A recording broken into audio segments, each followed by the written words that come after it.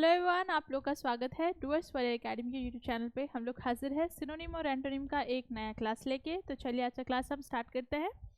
तो आज का पहला वर्ड है ट्रस्ट और इसका सिनोनिम है फेथ और कॉन्फिडेंस। फेथ मतलब विश्वास और कॉन्फिडेंस मतलब भरोसा। जैसे यहाँ पे इस इमेज में देखिए, एक इंसान मतलब प्रे कर रहा है। तो हम क्या मतलब प्रे किसे करते हैं? हम भगवान को करते हैं। क्यों करते हैं? क्यों? हम फेथ रखते हैं भगवान के ऊपर, विश्वास रखते हैं कि वो हमारी प्रॉब्लम सॉल्व कर देंगे, तो इसलिए हम प्रे करते हैं। और कॉन्फिडेंस मतलब आप अपने आप पर अगर आप कुछ कर सकते हो तो आपके अंदर क्या है? भरोसा है। आप खुद पे, खुद का भरोसा है आपके ऊपर, है ना, कि मैं कर सकता हूँ। कॉन्फिडेंट हो आप कि हाँ मेरे अंदर ये कॉन्फिडेंस है कि मैं ये कर सकता हूँ। तो ये है सिनोनिम ट्रस्ट का, फेथ और कॉन्फिडेंस, विश्वास, भरोसा।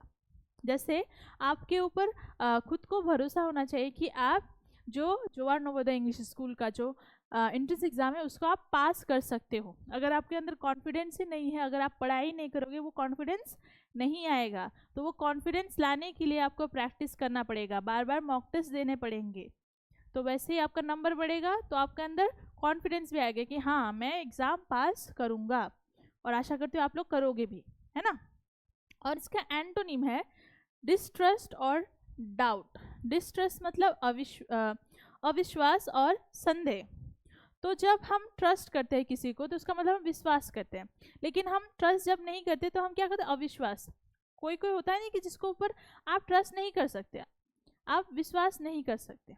और कभी कभी डाउट भी होता है, इसका अगर मैं ये हेल्प करूँ तो ये मुझे बाद में करेगा या नहीं करेगा नहीं पता, और इसका मैं अगर कुछ करूँ तो ये अच्छा काम करेगा या नहीं करेगा, डाउट रहता है ना। तो डिस्ट्रस्ट और जो डाउट है वो है ट्रस्ट के एंटोनिम्स, अविश्वास और संदेह। और मैं आशा करती हूँ इससे पहले जो जितने भी सिनोनिम और एंटोनिम का क्लास हो रहा है आप लोग रेगुलरली इसको ज्वाइन कर रहे हो, देख रहे हो, ठीक है, क्योंकि ये बहुत ही इंपॉर्टेंट है आप लोग के एग्जाम में। जो पैसेज वाला जो पार्ट है लैंग्वेज पेपर, उसमें सिनोनिम और एंटोनिम से क्वेश्चन आते ही है ना। एक पैसेज में अगर एक पैसेज में 5 क्वेश्चन है तो वहाँ पे एक क्वेश्चन सिनोनिम या एंटोनिम का होता ही है।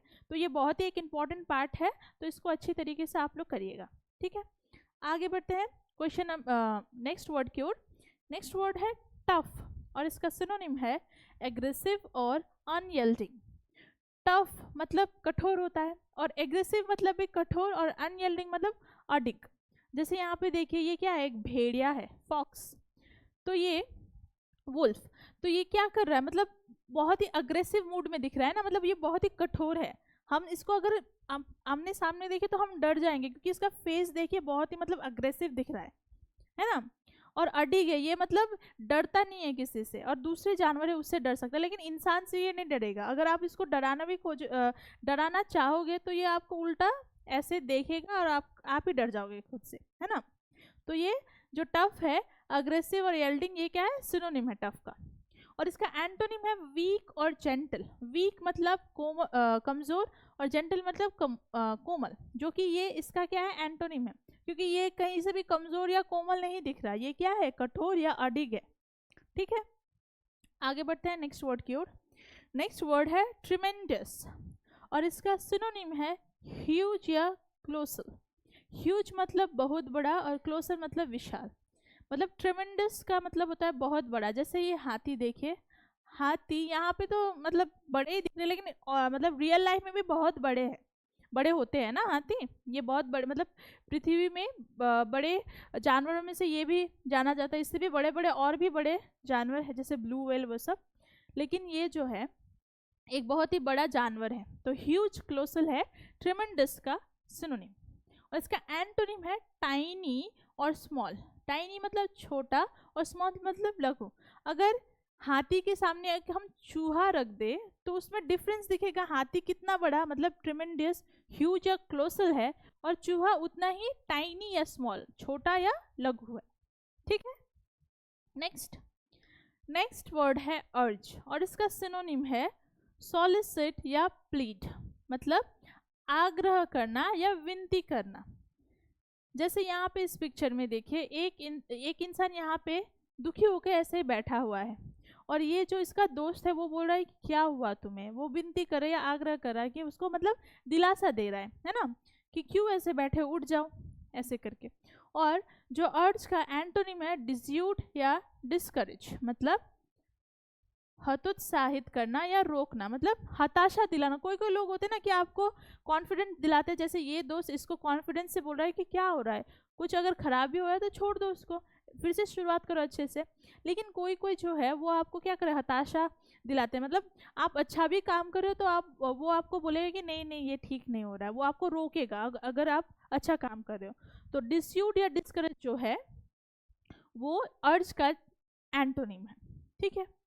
नेक्स्ट वर्ड है यूनिक, और इसका सिनोनिम है अनइक्वल्ड या मैचलेस, मतलब अद्वितीय या बेजोड़। जैसे यहाँ पे देखिए बहुत सारे लोग हैं लेकिन यहाँ पे एक जो है सभी सेम दिख रहे हैं लेकिन ये जो है अलग है, तो ये क्या है, यूनिक, अलग है, बेजोड़। इनमें से सभी में मतलब कोई कोई होता है ना, सभी सिमिलैरिटी तो सभी में होती है, लेकिन एक जो चीज़ है वो आप में अगर यूनिक है तो यूनिकनेस से आपको इंसान पहचानेंगे, हाँ इसमें तो ये चीज़ बहुत ही अलग है दूसरों से, ये ऐसा दिखता है, ये अलग ही है, इसमें ये कोई स्किल है जो किसी के पास नहीं, यूनिक है, ठीक है।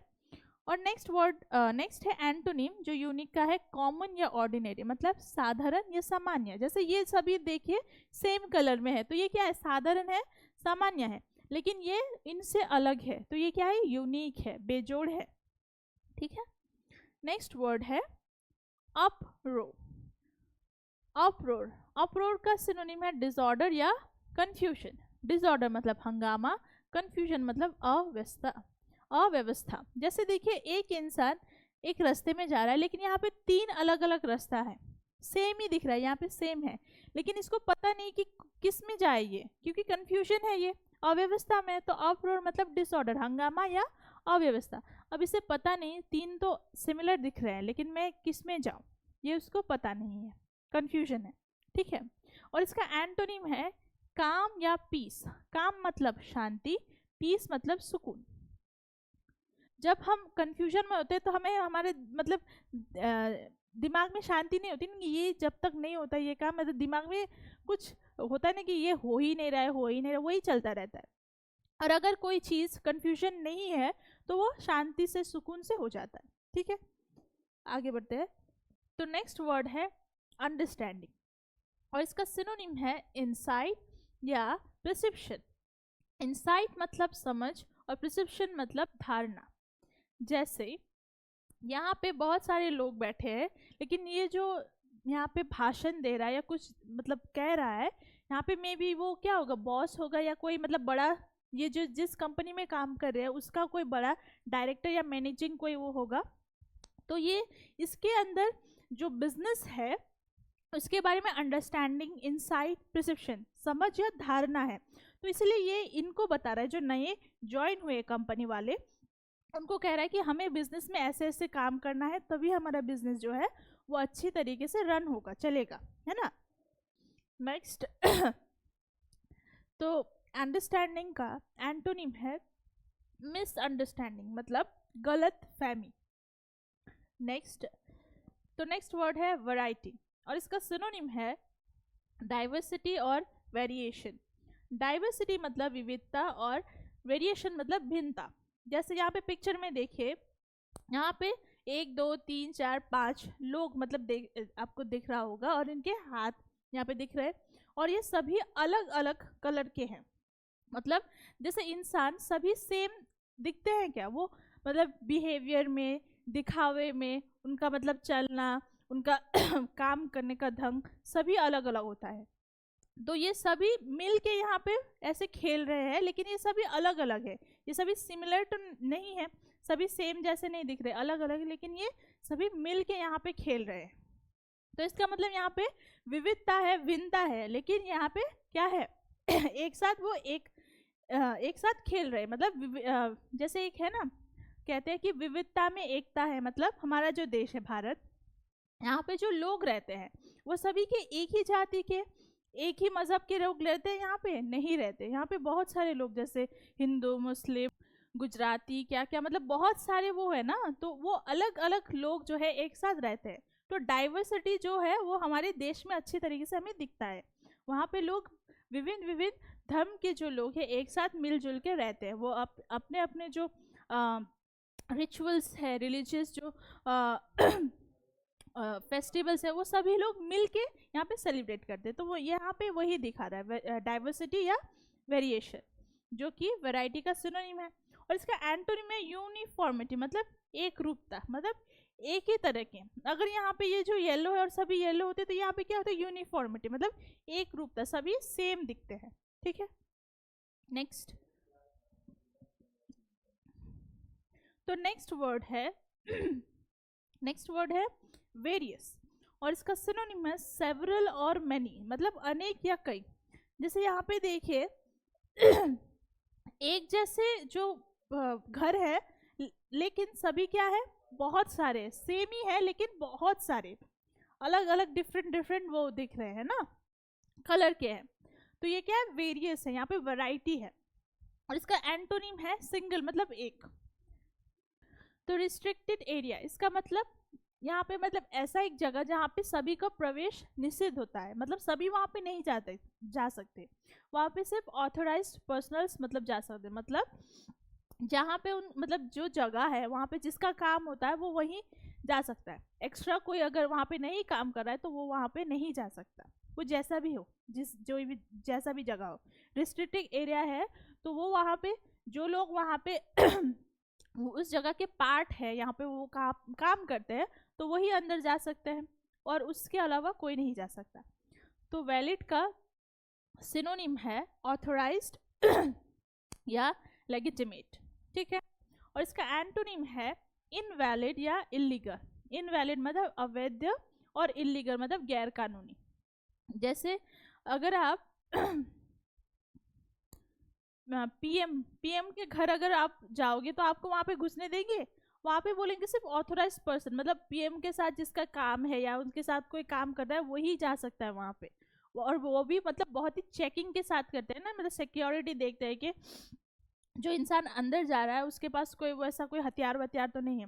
तो अगर आप इलीगली जाओगे, मतलब गैर कानूनी ऐसे ही आप कोई काम नहीं करते ऐसे ही जाओगे, तो वो क्या हो जाएगा, इनवैलिड हो जाएगा या इलीगल हो जाएगा, अवैध या गैर कानूनी। ठीक है, तो आज के क्लास के लिए इतना ही। आशा करती हूँ आपको आज का क्लास अच्छा लगा होगा। और अगर आपको आज का क्लास अच्छा लगा है तो आप लोग को पता है क्या करना है, डूअर्स फॉर एकेडमी के यूट्यूब चैनल को लाइक कमेंट शेयर सब्सक्राइब करना है। और अगर आप हमसे जुड़ना चाहते हैं तो दिए गए नंबर पे हमें ज़रूर कॉन्टैक्ट करें। तब तक के लिए सुस्त रहिए, खुश रहिए, मिलेंगे नेक्स्ट क्लास में। Thank you.